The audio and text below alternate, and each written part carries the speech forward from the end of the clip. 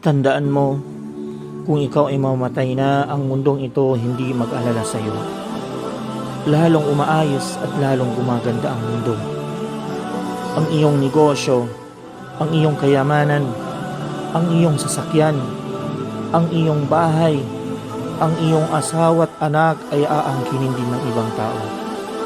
Tapos ikaw saan? Andoon ka sa loob ng libingan habang tinatabunan ng lupa. Kaya't ikaw o buhay na tao, tandaan mo kapag ikaw ay namatay na, ang mga tao na nakakakilala sa iyo, ang kanilang sasabihin, kawawa ang tao na yan. Naway kaawaan siya ng Allah subhanahu wa ta'ala. Tapos ang mga kaibigan mo, anak at asawa mo, at iyong mga kamag-anak, sila ay nag-alala at umiiyak para sa iyo. Subalit pagkalipas ng ilang araw, ilang buwan, sila ay babalik na tulad ng dati.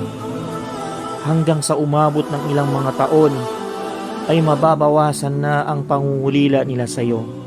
O di kaya mawawala na at tuluyan ka ng makakalimutan. Maging kwento ka na lang.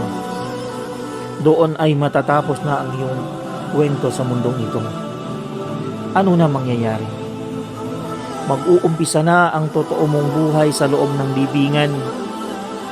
Ngunit ang buhay mo na yan, wala ka ng lakas, wala ka ng kapangyarihan, wala na ang iyong kagwapuhan at iyong kagandahan, at wala ka ng kayamanan, wala ka ng bahay, wala ka ng sasakyan, wala na lahat.